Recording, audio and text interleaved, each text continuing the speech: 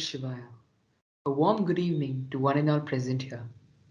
Let's start this blissful evening with a prayer. I call upon Ashwati for the prayer.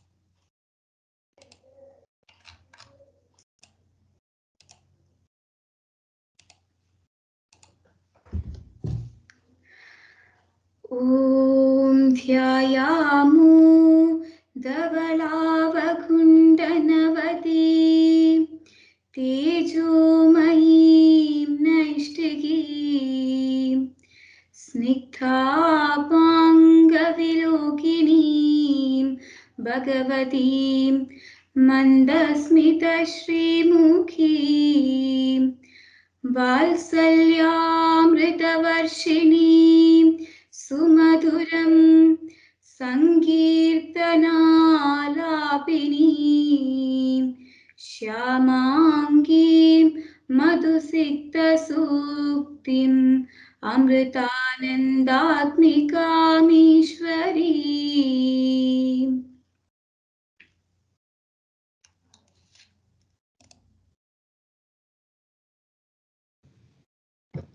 Thank you, Ashwati. Ramayana literally means journey of Rama. Rama here is Lord Sri Ramachandra, and Ayana means journey. And hence does Ramayana tell us about the different events through which Rama went in his journey and how he faced and responded to those circumstances. As he is an ideal personality in all respects, how he faced and responded to those circumstances, great wisdom and courage. Rama is often referred to as Maryada Purushottama, as he is an ideal personality in all respects, with all divine qualities. You all must have seen Rama and Ravana battling in many TV serials, cinemas, and cartoons, but have you ever given a thought that you yourself act as both Rama and Ravana at different circumstances? If not, just give a thought then. The Rama within you should always dominate the Ravana within you. One should always strive to be the Rama within him and drive off the Ravana within you. It will surely help one be a better being. To give more insights into the Ramayana, today we have with us Brahmachari Achyutāmtra Chaitanya ji. Now I invite Amrita ma'am, who is currently serving as coordinator of Ayudh Amritapuri at Amrita Vishwavidyapeetham, to welcome our guest of honor, Brahmachari Achyutāmtra Chaitanya ji.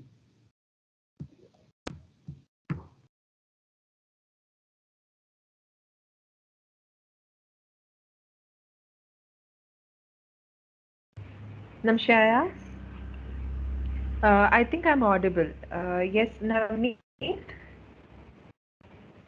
Yes, ma'am, you're audible. Okay, fine. Thank you so much. Om Nam Shivaya. I really feel privileged and happy in introducing our speaker, Brahmachari Achyutāmrita Chaitanya ji. Achuji is a very familiar person among many of us who have gathered here. But as it's my duty, let me take the honor of introducing Swami to all of you. Brahmachari Achyutāmrita Chaitanya currently serves as Associate Professor in Amrita Darshanam, International Center for Spiritual Studies, Amrita Vishwavidyapeetham, Amritapuri campus. He has more than 30 years of experience in teaching, and he has completed his doctoral studies in 1997 from Cochin University on analysis of Ramacharita on the basis of Bhakti Shastra. Since then, he has continued his extensive study of Indian culture under the guidance of our beloved mother, Amma Sadguru Sri Mata Amritandame Devi. He also serves as the associate editor of Madhurvani, the monthly spiritual magazine of Mata Amritandame Mat. He has given n number of spiritual talks in many temples across Kerala. His satsangs are regularly aired on Amrita TV as well. Without taking much time from all of you, I humbly and wholeheartedly welcome Brahmachari Achyutāmrita Chaitanya to Ayudh Wisdom Lecture Series. Om Amriteshwari Nama. Over to you, Achyutji.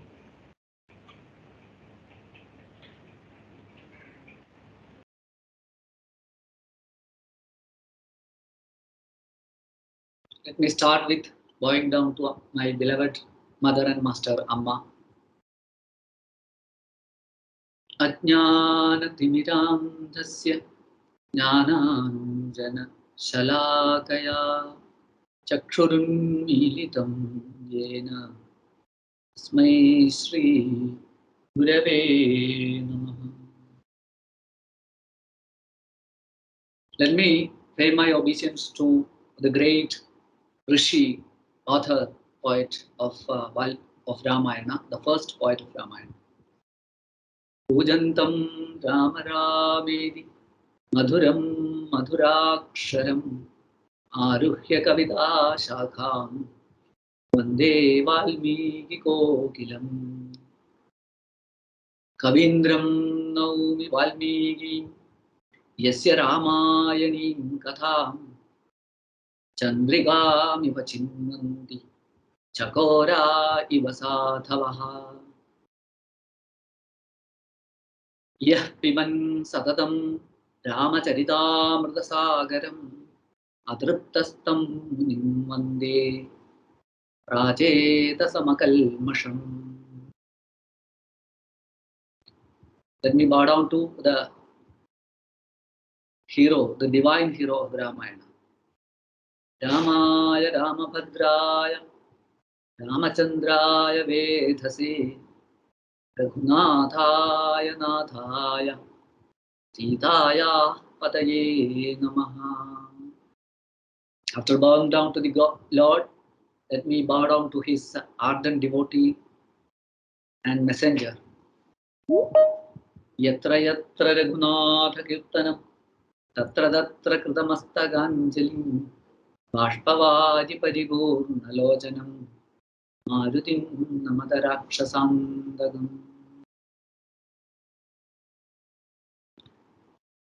So, a very good evening to all of you. Welcome to this Amrita Wisdom Lecture Series.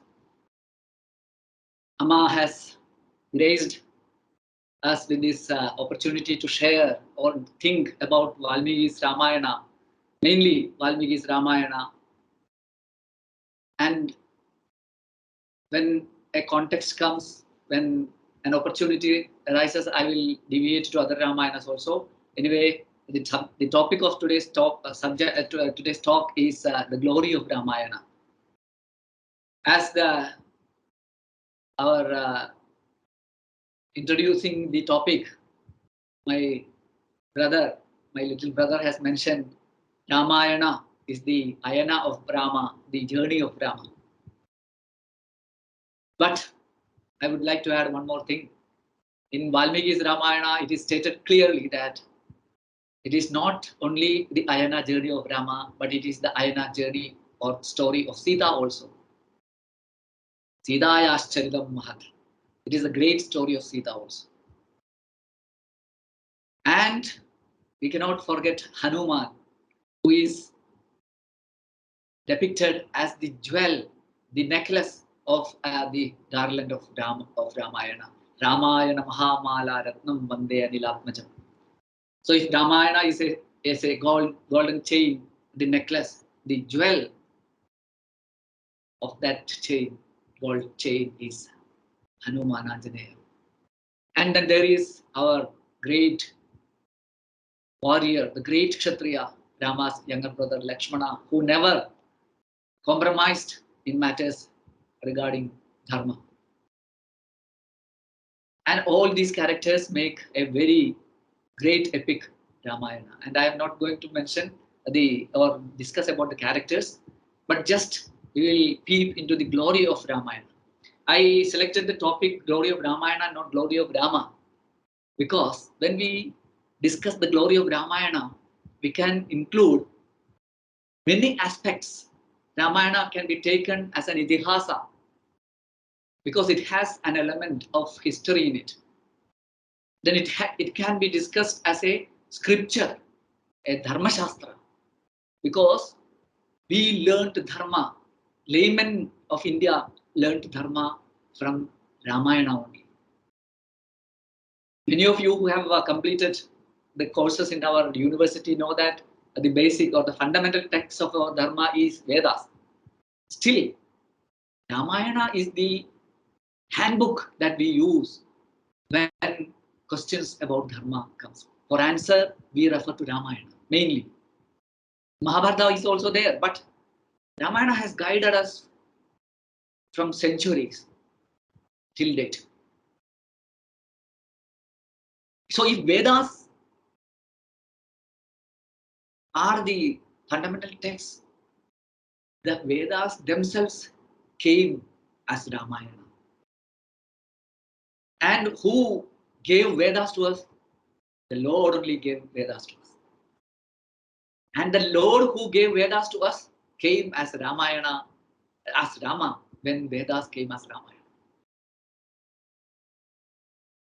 So this is the relation between Vedas and Ramayana, as well as the Lord and Sri Rama of Ramayana. Ramayana is another version of Vedas, and Rama is a version of the Lord himself. So when if we discuss Ramayana, we can discuss all things related to dharma, all things related to beauty, because it is a poetry also. I mentioned you that it is a Itihasa history, it is a Dharma Shastra, it is a scripture, and also it is a poetry also. Ramayana is mentioned as the Adi Kavya. You might have heard this. And Valmiki is the Adi Kavi, the first poet of the world. So Ramayana is a poetry also, Ramayana is a scripture, Ramayana is an Itihasa also. So these three different aspects join together to form Ramayana. Now we will come to the topic, the glory of Ramayana. Ramayana is presented to us primarily to understand what dharma is. Then comes enjoyment of poetry. To enjoy poetry, to relish poetry, that is also one purpose of Ramayana. Reading Ramayana, thinking on the different aspects of Ramayana will give us poetic or aesthetic enjoyment also. Then we can know about our culture, our country's history, our country's tradition, our national tradition. All these things we can understand from Ramayana because it is an Itihasa. It is not history as we consider history in the present time. It is a different type of history because it is Itihasam. Itihasam is not exactly history, but historical events are the foundation on which an Itihasa is created. Mahabharata was created by Vyasa on the foundation of some historical events. In the same way, Ramayana was created by Valmiki on the basis of historical events, even though the entire Ramayana is not history. So now let us come to the elements which makes Ramayana glorious. Which are those elements which make Ramayana glorious? The first thing is the story of Rama itself. The story of Rama makes Ramayana glorious. Why? You might have heard the story of Rama in detail. Some of you might have gone through it in a very casual manner. Some of you might have gone through it in a very serious manner. Anyway, all of us know what Ramayana is, what the story of Ramayana is. But through the story, it is not just to tell a story of a king, just like we say, once upon there was a king. It is not like that. That type of a story can never be expected from Ramayana. Then what type of a story we have to expect from Ramayana? What should be our approach when we analyze the storyline of Ramayana? It is a story of the triumph of Dharma. It is a story of the triumph of the person Rama, who was an embodiment of Dharma. Let us go to that topic in a little more detail. How Rama becomes the embodiment of Dharma? To become an embodiment of Dharma, many features should be there in that person. Just in the beginning, my brother has mentioned Rama as Maryada Purushottama, the ideal man with all qualities. That is what is meant by Maryada Purushottama. So there are many qualities in Rama. One quality we will discuss now, because you are all teenagers, you are all students, just going through your, just pursuing your academics, and now after that to enter into the world of all types of experiences, bitter and sweet, all types of challenges, trials and tribulations. So you have to enter into a world after you pursue your academics. So we can take Rama, the embodiment of Dharma, as a person who met the challenges very boldly and successfully. This bold and successful encounter with challenges makes Ramayana glorious. Because Ramayana depicts the story of a person. I am not mentioning, I am not discussing Rama as an avatar of Vishnu. No, that discussion we cannot expect in this at this moment. After later, if there is time, we can discuss that also. Actually, in Ramayana, Rama has not claimed that he is the avatar of Vishnu. But what Rama claims clearly, categorically, he states that Atmanam Manusham Manye Ramam Dasharathatmajam. I am a human being, the son of Dasharatha. This is the statement of Rama in Ramayana. So let us see him as a human being, as a son of Dasharatha. So this person, this human being, faces challenges boldly and successfully. And that is an aspect of dharma. If we claim ourselves to be a person of dharma, an embodiment of dharma, Rama says, I have never deviated from dharma. He very, very boldly says that I have never deviated from dharma. So to claim like that, we need to face challenges and successfully face them. What is the example that Rama gives? One example. Rama's wife Sita was abducted, all of you know. And she was kept in Lanka, in the Ashoka Vanika of Lanka, under a Sinchupa tree. And Rama has to take her back. So his mission of taking Sita back is an excellent example of Rama's nature of facing challenges boldly and successfully. There is a Subhashita. Some of you might have heard this Subhashita.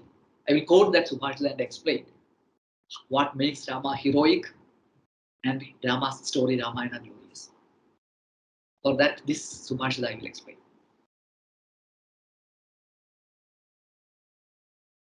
Vijayadavya Lanka Charana Taraniya Jalanitihi Vipakshat Aulastyo Yudhi Sahayascha Kavayaha Tadhapyego Ramaha Sagalam Avadhi Rakshasagulam Kriya Siddhi Sattve Vasadi Mahatam No Pagarane. The sloka, it is a very simple sloka. What does this Acharya who wrote this sloka says?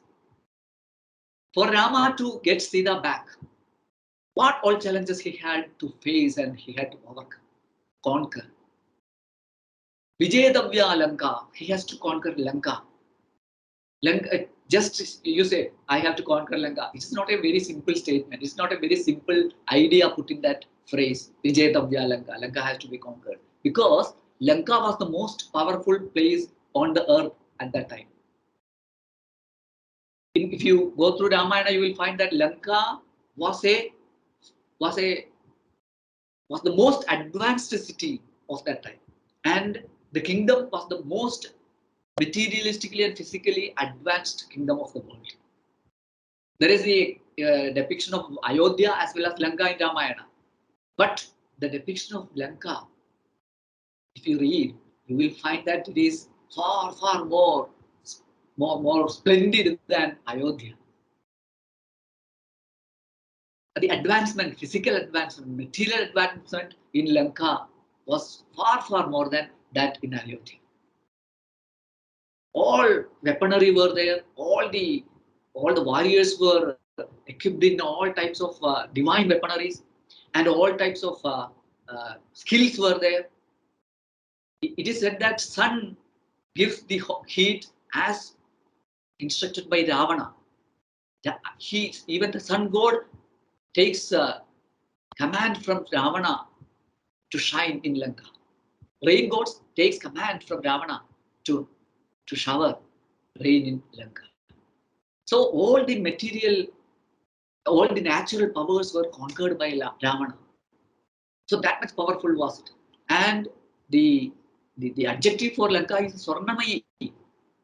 So uh, what a huge amount of wealth was there in Lanka. In the end of Rama, in the Rama Ravana war, Rama tells Lakshmana. Lakshmana was fascinated by the beauty and splendor of Lanka.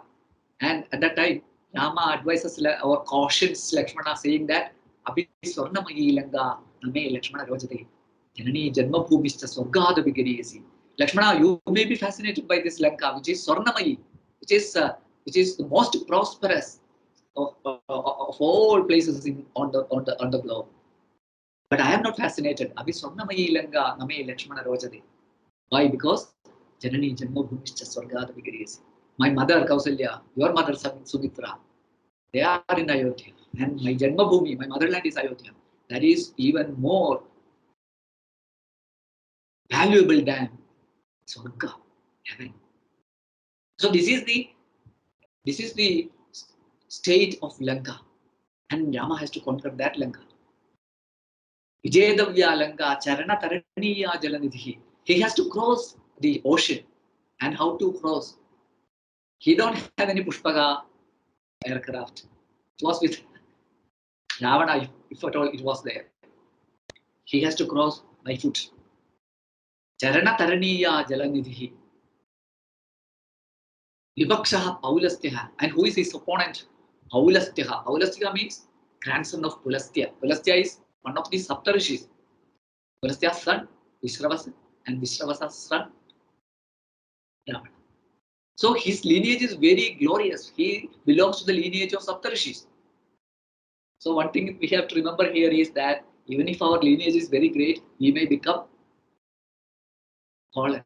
We may go astray. We may not keep up that lineage, the standard of that lineage, uh, the values of that lineage. That also is here.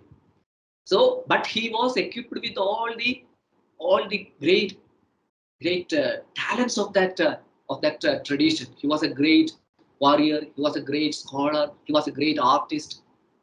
All types of talents were in him, in Ravana. He was a great leader. So that type of a person has to be conquered. Vipakshaha, the opponent, Aulastyaha. Yudhi Sahayashcha Kapayaha. And what help Rama has? Rama has the help of Kapayaha, monkeys only. Monkeys can fight with their teeth and nail. Maybe they will uproot some big trees and smash the opponents with them. But Ravana's army, they will attack with all types of weapons, divine weapons like Brahmastra, Indrastra, Agneyastra. All types of weapons will have to be faced in the war. But Vivaksha Paulastyaha Yudhi Sahayascha Kabayaha. He has only these monkeys as his helpers or his warriors, his army men. All these limitations were there. All these barriers were there. But Tathapyego Ramaha Sakalam Avadhit Rakshasakulam. Still, Tathapi Ekaha Ramaha. Single-handedly Rama. That means Rama led or Rama made use of his resources excellently. That is what is meant by Eko Ramaha. Single-handedly Ramaha. Sakalam Avadhit Rakshasakulam. He uprooted the demon class. The demon clan was uprooted by Rama single-handedly. Maybe he had the assistance of Lakshmana, that is another thing. But Lakshmana was also just an obedient servant of him. And he had only very uncivilized weaponry, untrained army men. With all these limited resources, he conquered the great, inconquerable Lanka. Adhapyego Rama Sagalamavati Rakshasakulam. This story, the Acharya gives in a nutshell and says and states the moral in the end, in the last line. Kriya Siddhi Sattve Vasati Mahadam Bhavakarani. Success is in the will of a great person, not in the support that he gets. Upakarana, the instruments that he has, but it is in his will. It is in his inside, we can say, in his Atma. So this story of Rama, who with his sattva, with his inner strength, conquered the inconquerable Ravana, teaches us a lesson that a person who is of values, who is of austerity, who is of discipline, who is of humility, all these qualities were in Rama. So if all these qualities are there, that person can tap into his potential, which is within us, and can conquer it, the inconquerable, can achieve anything. I'm reminded about Swami Vivekananda's one saying, all souls are divine, are potentially divine. That is what Swami Vivekananda says. All souls are potentially divine. And he says about education. What does he say? Education is the manifestation of perfection which is already within man. So Rama manifested the divinity within him and achieved that.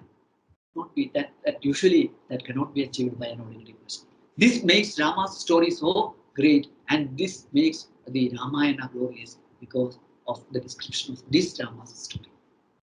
Amma also says, there is power in a seed. For example, if you take the seed of a peepal tree, banyan tree, the whole banyan tree or the whole peepal tree is potentially present in each of the seeds of that tree. If it can manifest that power within it, in the seed, if it can nourish itself, it can develop into a very big tree. It can grow into a very big tree. In the same way, the divinity, the power, unimaginable power is within all of us, and with the right approach, we can manifest that power. This is what Rama teaches through his life. This is one of the reasons why we call him the embodiment of Dharma. The embodiment of Dharma, if we have to become an embodiment of Dharma, we have to use our potentials fully and achieve. And Rama has shown it in his life. So the story of Rama is so popular, so inspiring, so motivating. And the kavya, the work, the literary work that describes, that depicts that story has become very popular and very, very inspirational. So when we study Ramayana, we must have in our mind that there is a Rama within us. To the extent we can manifest that Rama within us, Ramayana has an effect on us.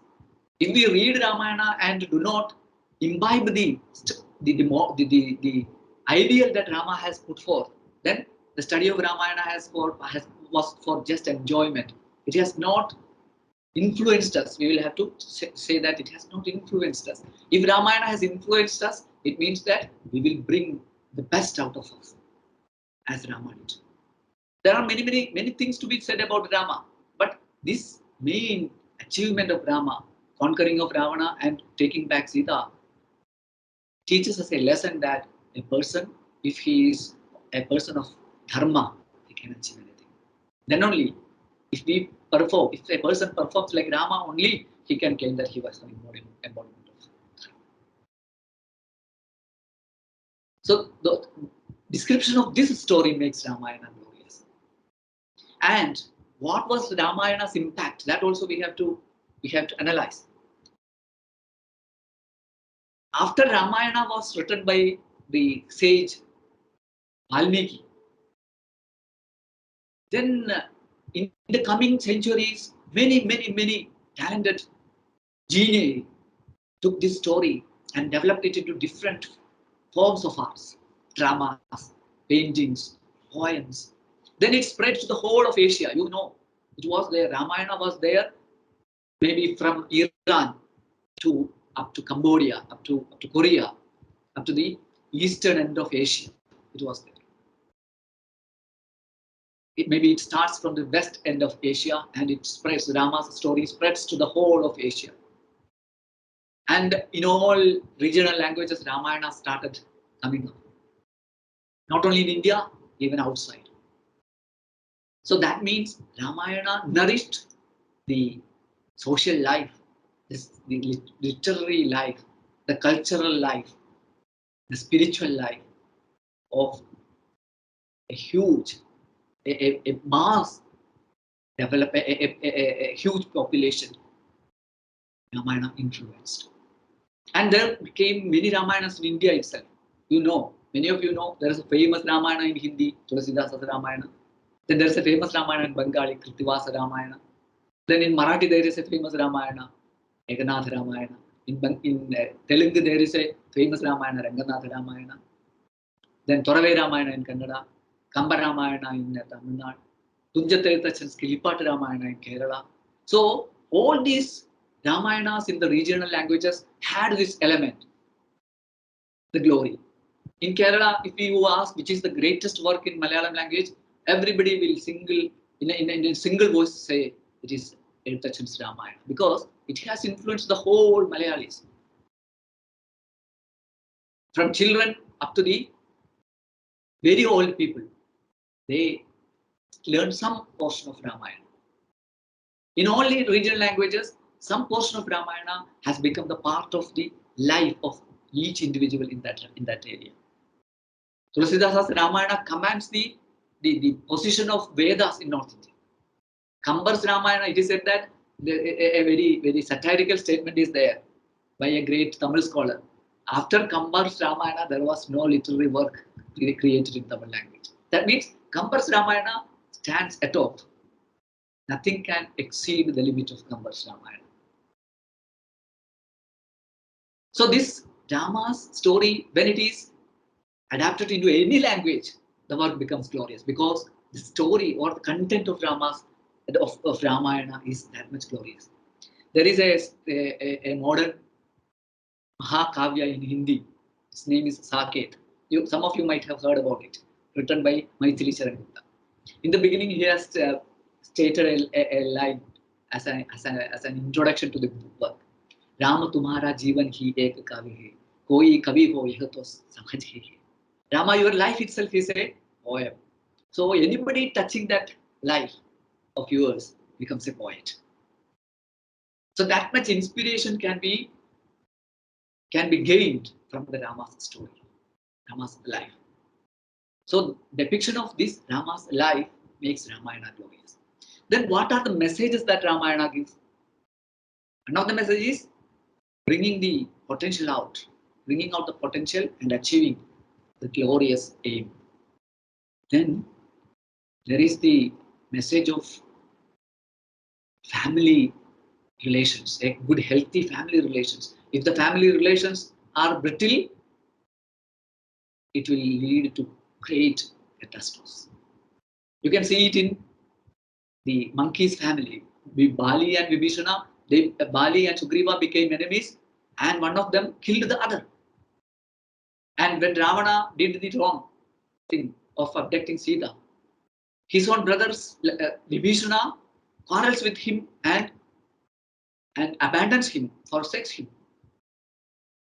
So these family relations should be maintained, and to maintain family relation, what is necessary? The basic thing that is necessary is dharma.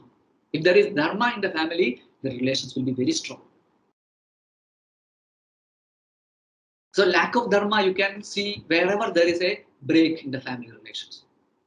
In Kishkinda, Sugriva and Bali were friends, very loving each other, very affectionate. But there was a misunderstanding, and the elder brother Bali didn't accommodate his younger brother, who made a mistake unknowingly. He was not doing it intentionally. You know the story.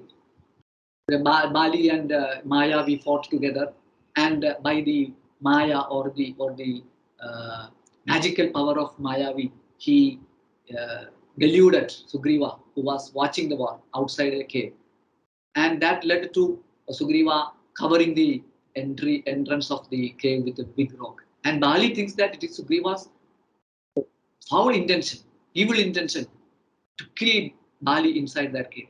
And he comes out and he smashes Sugriva, and Sugriva runs for his life. But he never inquired of what happened. He never gave an ear, a patient ear to listen to what Sugriva has to say. So this type of adharmic approaches, adharmic steps taken by anyone in a family will lead to the what do you say, breaking up of that family. And in Lanka, what happened? Vibhishana warned Ravana many times that what you are doing is wrong. You should never abduct another person's wife. But never did Ravana give an ear to him, and he kicked Vibhishana. Literally, he kicked Vibhishana. Then only Vibhishana leaves Lanka, and he takes refuge in Rama. You might have heard that story. Vibhishana leaving Ravana and taking shelter from Rama. So this nyaya, the path of justice, is another very important message that Ramayana gives us. So the first one I mentioned was bringing out our potential and achieving. The other one, when we bring out our potential and try to achieve anything, we should never deviate from the path of justice, from the path of nyaya, of morality, ethics. This is the next lesson that Ramayana gives. You see what happened in Ayodhya when Rama was sent to exile for 14 years. His brother runs after him, reaches in the forest and offers the kingdom. Bharata offers the kingdom to his elder brother and asks Rama to take back the kingdom and come back to Ayodhya and become the king again. But Rama refuses because he has to keep his father's word. So both were committing to renounce the kingdom. And in Bali and Sugriva, they were fighting for the kingdom. And Ravana trying to grab another person's wife. So if there is justice, there will be victory, everlasting victory. This is also another lesson from Ramayana, another message of Ramayana. This is also put in a nutshell by a great poet, but I will recite that Subhashidam also. Yandi nyaya pravartasya tidyam chobi sahayadam abandhanam du gachandam sodaropi vimunjati. Nyaya pravartasya, if one is treading the path of nyaya, of ethics, of justice, even Tirya, even animals and birds will help him. You see, Rama was helped by Jadayu, who was a bird. Then animals like wild boars like Jambavan, monkeys like Hanuman, even a squirrel helped him. You know that story of the squirrel who helped him in making the bridge. So all the Tiryan Jobi Sahayadam, even the animals help if we are following the path of justice, of ethics. Abandhanam du gachandam sodaropi vimunjati. But if we are treading the path of abandhanam, that is the wrong path, the path of immorality or the path of injustice, what will happen? Sodaropi vimunjati. Even your brother will forsake you. Vibhishana renounced Ravana and took shelter or took side of Rama. And Sugriva renounced Bali and took the side of Rama and got him killed. So when one is following the path of ethics and morality and justice, even the nature will come to help and make us successful, victorious. On the contrary, if the wrong path is selected, when our brothers won't help us, that means all types of grace will be blocked, all types of divine help will be blocked, all types of material help, all types of family help, everything will be lost. So this is also another main message of Ramayana. So these types of messages are packed in Ramayana, and that makes Ramayana glorious. So when we read Ramayana, what should we do? As the introducing student, my brother mentioned, we all have Ravana and Rama inside us. But which side we take? That is the question. Rama says, Ramayana should be studied to become Rama. Rama-like. Bhagavatam, Sri Krishna's story should be studied to become Krishna-like. You should not read Ramayana and take the side of Ravana. That is not the thing that is supposed to happen. There is a famous Acharya in Sanskrit. His name is Mammadacharya. He has given the nutshell of the message of Ramayana in a single phrase. It is Ramadivat Bhartitavyam Nadu Ravanadivat. Ramadivat Bhartitavyam. We have to conduct ourselves as Rama and his team. Nadu Ravanadivat. We should never conduct ourselves as Ravana and his team. Ravana, Indrajit, then there is Adhigaya, then there is many demon warriors. We should not behave like them.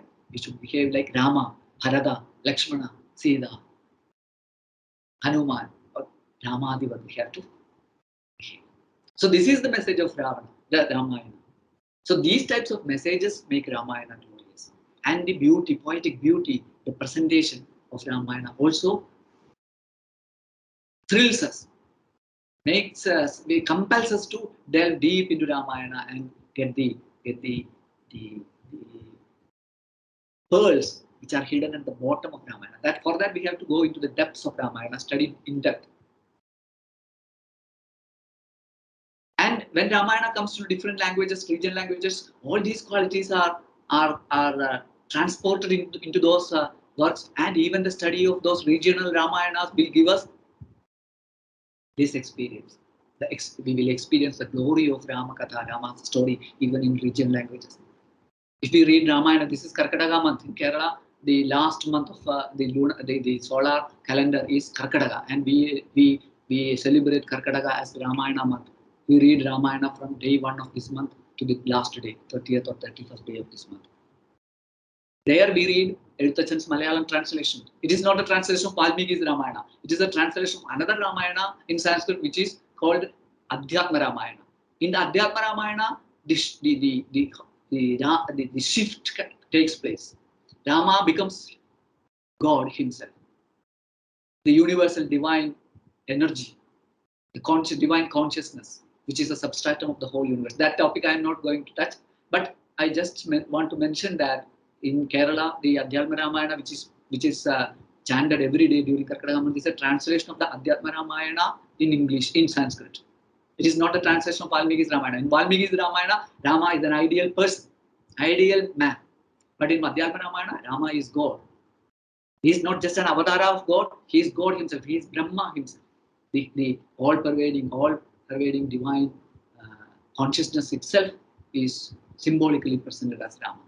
So that is an entirely different angle of approaching Ramayana. That also is very important if we are more inclined to spirituality, religion, and devotion. Then that aspect is very important. But in Valmiki's Ramayana, dharma aspect is important. How to behave, how to conduct, how to achieve. All these things are explained in Valmiki's Ramayana. So in Kerala, we read Achyutāmtra's Malayalam Ramayana, which is translation of Sanskrit Adhyatma Ramayana, and there is a phrase in Achyutāmtra's Ramayana, in the Sundara Kanda, in the Kanda in which Hanuman goes in search of Sita. In that chapter, that Kanda, there is a beginning verse like this: Kathaya mama kathagal atisadaram kakul sthalilagal kettal madivara. Tell me again and again the story of Rama. Amresh, stop here. So, Kathaya mama kathagal atisadaram kakul sthalilagal kettal madivara. We are not satiated by hearing Rama's story. So, tell again. This is what the poet Achyutāmtra tells. That if you want to enjoy that or understand that, you have to go to Achyutāmtra's Ramayana. But the thing is that we are never satisfied hearing Rama's story because of its inspirational nature. It's ever fresh beauty that is contained in Ramayana. So let us pursue Ramayana. Let us study Ramayana. let us go into the depths of Ramayana and collect the pearls that is hidden at the bottom of the biggest the big ocean of Ramayana and fulfill our lives. This is my request to all my little brothers and sisters. I offer my words as a garland to our beloved Master and Mother.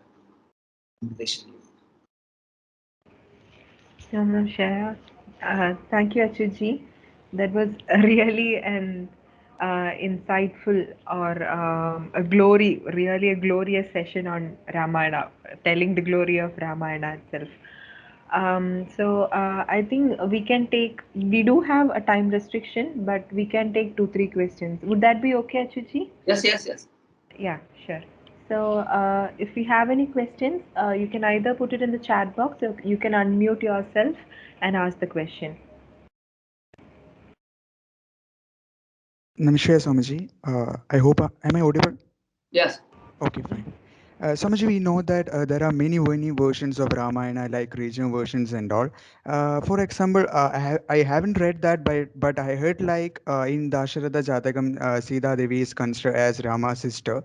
So, such alterations, will it destroy the real sense of Ramayana, Valmiki's Ramayana? This is a very good question. That here we have to think in depth, because Valmiki is a rishi. He has his darshana. His rishi means one who sees. Darshana drishihi. The root of rishi means is from darshana, having a vision. So he had the vision of Rama, and that vision he presented in Ramayana. But what was the message of Ramayana? That message is another aspect that we have to discuss in detail. The message of Ramayana is not, or the intention of Ramayana is not to depict the story of Ravana abducting Rama's wife. That is not the intention. The description of Ravana abducting Rama's wife is not the intention. The intention is, even though Ramayana was revealed to Rishi Adikavi Valmiki in this way, the intention of Ramayana was to establish the supremacy of Dharma.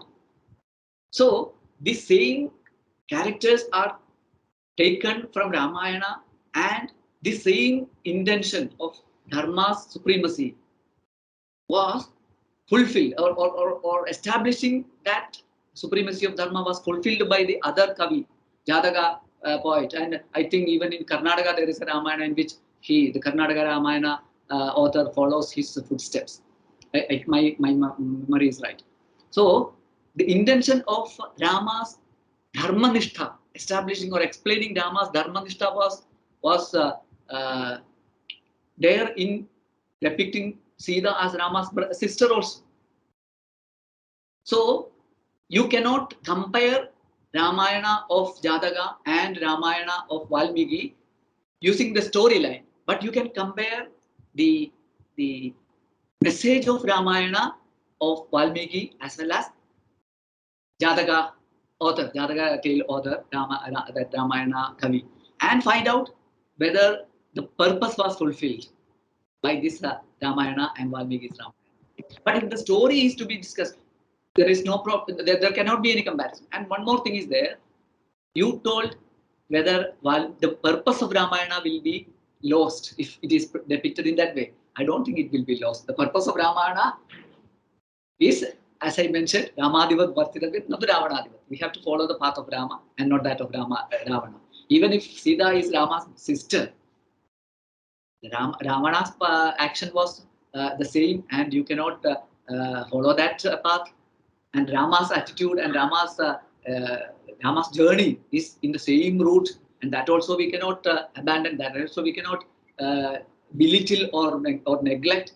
So the lesson that we have to learn from Ramayana is the same in both. But there is another thing to be discussed. The poetry, if you want to enjoy, then the problem will come.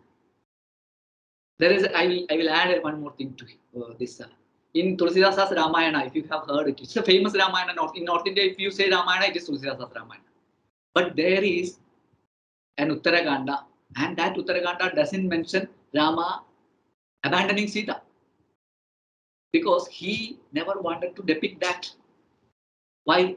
Because he wanted to. He had some agenda. That is no doubt there is that agenda. But he didn't mention that Rama's episode of abandoning Sita, and it was criticized by very great scholars.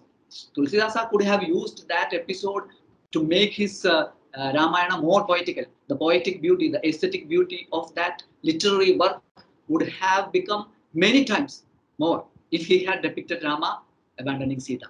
This is a very scholastic discussion. I don't want you to put other questions on this Rama's abandoning Sita in the Uttarakanda. This I mentioned just to tell you that the literary, if you approach Ramayana as a literary work, Rama's wife Sita being abducted by Ravana gives a different dimension.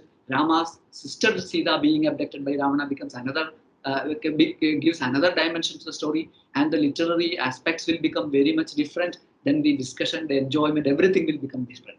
But if we approach Ramayana as a work that gives us the message of Dharma, these two versions will have no any confrontations, I think.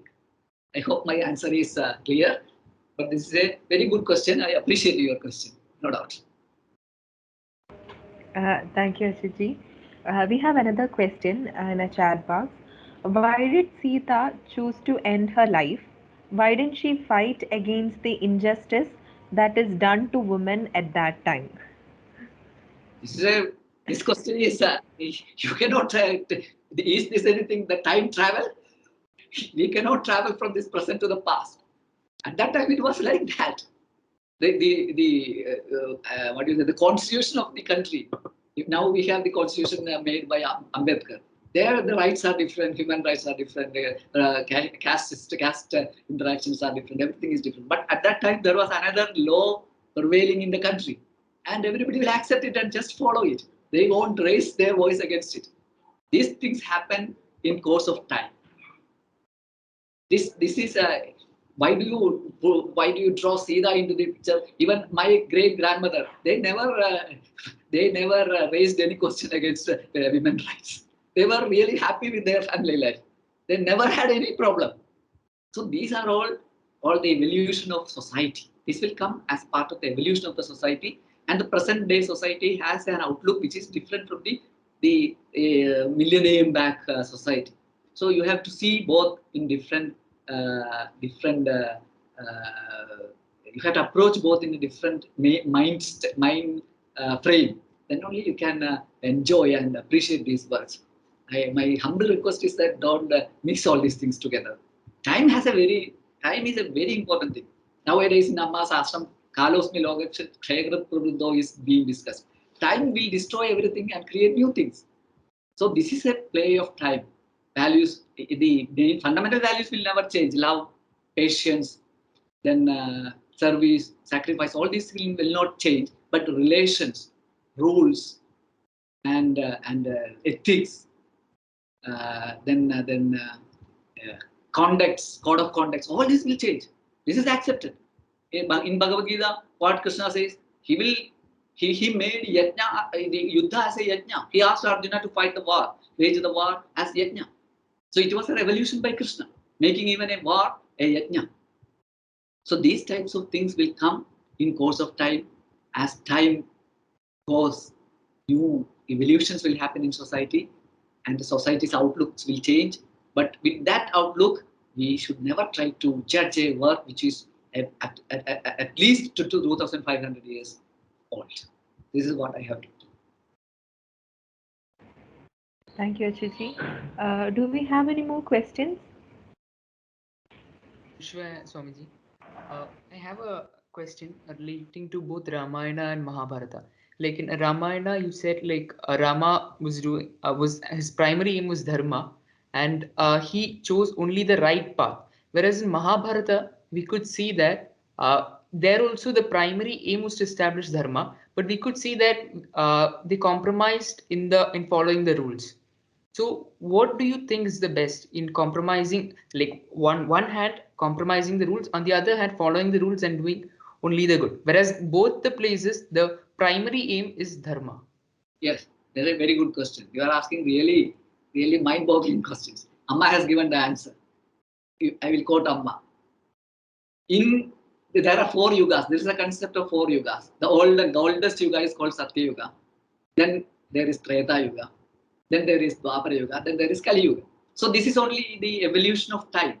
And when time evolves, time advances, the concepts of human beings change, society change, values will change. Not the fundamental values, but the outward expression of the fundamental values will change. All these things will change.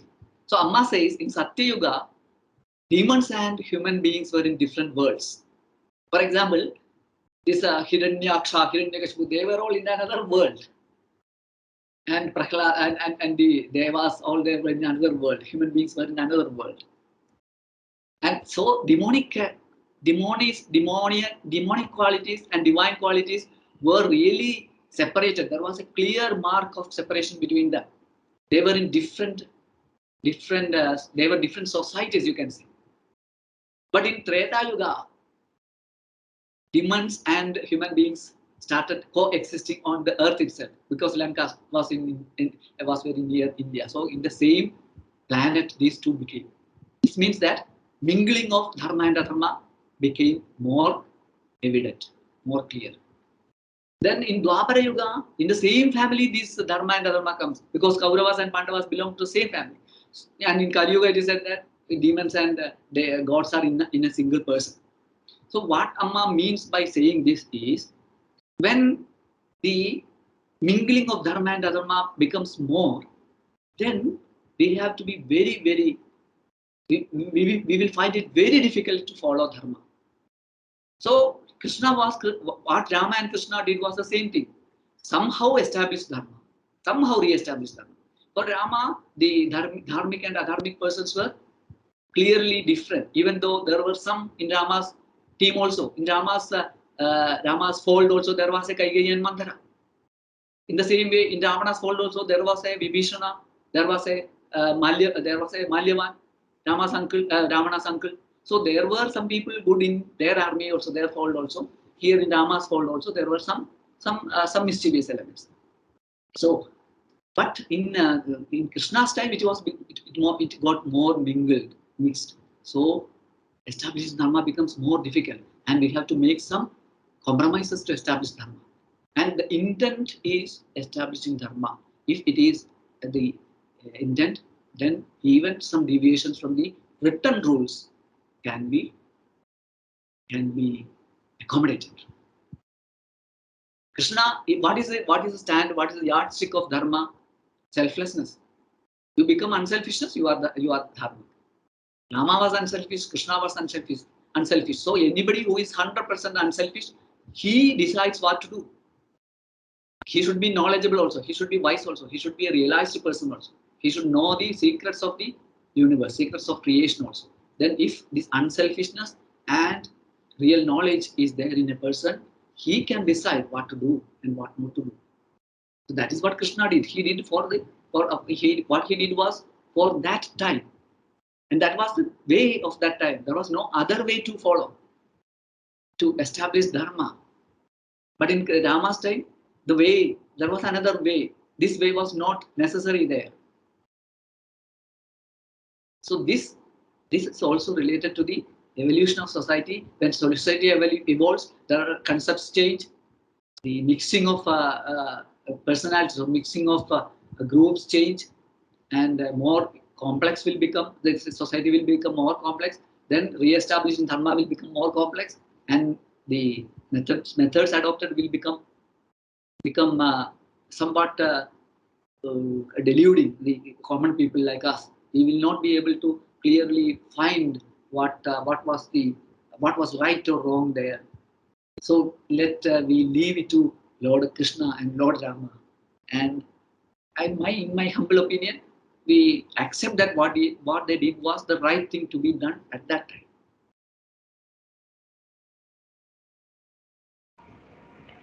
Thank you, Chaitanya. Okay, there is one question from one of our participants. In Lanka, there is full of bad people or Durjanas. Only a few good people like Vibhishana existed. So even in such circumstances, how can he stick to the path of truth? I think the questionnaire is also participant is also similar to present condition. Now also there are a lot of people surrounded who are really bad or committing a lot of adharmas. So how can the dharmic people survive or stick to the truth? So this is the question, Achuji. It's difficult. There is no second answer. This is difficult. That is why it is called Kaligala. In Lanka, there was only one Vibhishana or Malyavan or a few people like that, and they cannot they cannot what do you say execute their values there. Vibhishana did his puja and all these things only in his home. Outside he cannot do anything. So still he maintained his ideas. He maintained his ideas, and Rama came for his rescue. So even if we are compelled to do because of pressure, external pressure, inside we should never compromise. We should always cherish these ideas within us, and as much as possible we stick to them, and we sincerely pray, hope that our dharma be protected, our dharma be established, and do what we can in this direction, and that itself will bring grace upon us. That is the only thing that we can do. We cannot always blame and lament that the society is bad. Hindi, there is a sukti in Hindi. अंधकार को क्यों धिकारे अच्छा हो एक दीप जला हो. Better than cursing darkness, just light a small lamp in our heart, and keep that lamp always shining. Let it not be uh, extinguished. Keep it burning. That will lead us. Okay. Thank you, Achuji. We have one more question. We'll wind it up with this, I guess. People of Ayodhya always followed dharma and they did not have bad thoughts in their mind. How come Mandara and great Kaigeyi get such thoughts of sending Rama to the forest and giving the crown to Bharata? Sorry, Bharata. What was the beginning part I didn't hear. It was not audible. Oh, sorry, Achuji. People of Ayodhya always followed dharma and they did not have bad thoughts in their mind. So how come Mandara and great Kaigeyi get such thoughts of sending Rama to forest and giving the crown to Bharata? There is a small mistake in the observation of the questioner, because you cannot say that they had no bad thoughts in their mind. One thing is that nobody can know whether one's mind is good or bad. No other person can know whether one's mind is good or bad. That's the first question. And the most important thing is we ourselves cannot know whether our mind is good or bad. There may be many hidden bad things in our mind. The mind is like an ocean.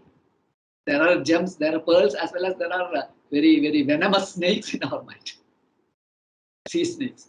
So it must have been there in Mandaras and Kaigis. And there is a very good book in Hindi about Kaikeyi. Kaikeyi's life is all characters are presented in different books. It is written by a great Hindi writer who I don't know whether he is still alive. Who was the director of radio of national broadcasting channel of Mauritius. He is our Subhamrata Chaitanya Swami's friend also, and I have read many of his books. There is a book on Kaigeyi, and he scrutinizes the actions of Kaigeyi in Ramayana, and says that Kaigeyi had this hidden poison in her mind from the beginning itself.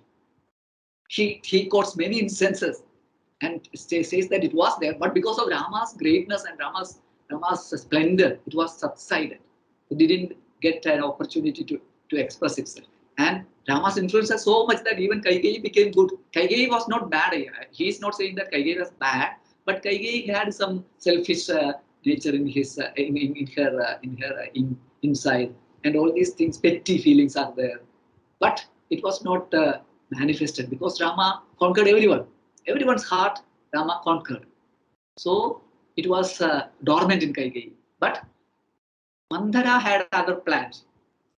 Mandara had other plans. And Mandara's description is not there in Ramayana. Only at this instance Mandara comes up.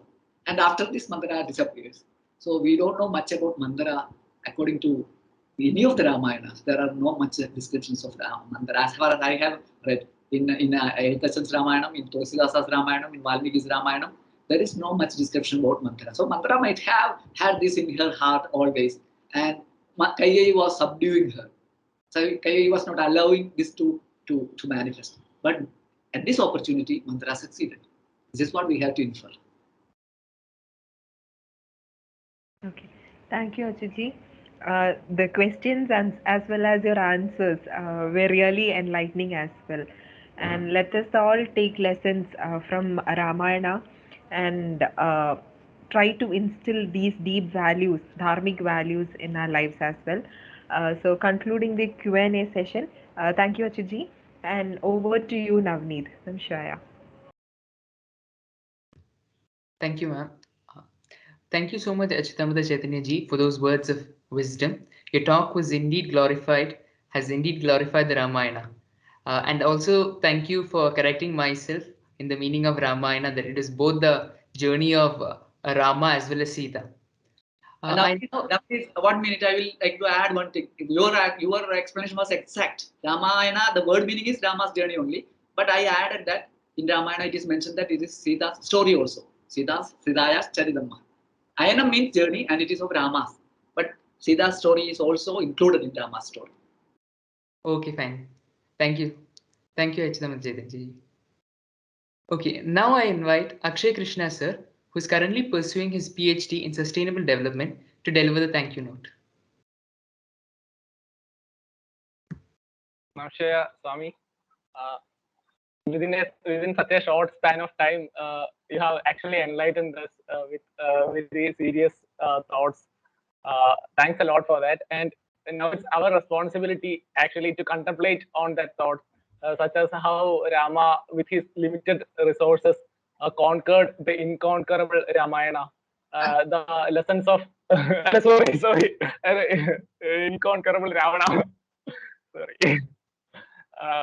And the lessons of dharma, the ethics, the moral, all that we need to contemplate seriously, and we want to actually imbibe that into our life. Then it becomes more fruitful, and our life becomes more better. Once again, I thank you. Thank you from the bottom of my heart, and we look forward to more such wonderful discussions and sessions with you. And I also thank all the members who have came here in this virtual session, and also for asking such wonderful questions, and all the coordinators of this wonderful Ramayana Saparya. And I also thank. I know I'm not thanking. I convey my infinite salutations to in the lotus feet of my beloved Amma, our Guru, Sadguru Mata Amritanandamayi Devi, for blessing us with this wonderful opportunity to learn, understand, and contemplate on this Ramayana. Om Nam Shivaya. Om Nam Shivaya. Thank you for your patient listening and giving me this opportunity. Om Nam Shivaya. Thank you, Akshay sir. Now I invite Ashwati for the prayer.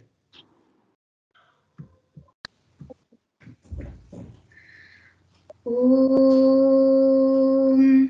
लोकाः समस्ताः सुखिनो भवन्तु लोकाः समस्ताः सुखिनो भवन्तु लोकाः समस्ताः सुखिनो भवन्तु ॐ शान्ति शान्ति शान्तिः ॐ श्रीगुरुभ्यो नमः हरिः ओम्. Thank you, Ashwati. I once again thank you all for making this evening so wonderful and graceful. Om Namah Shivaya.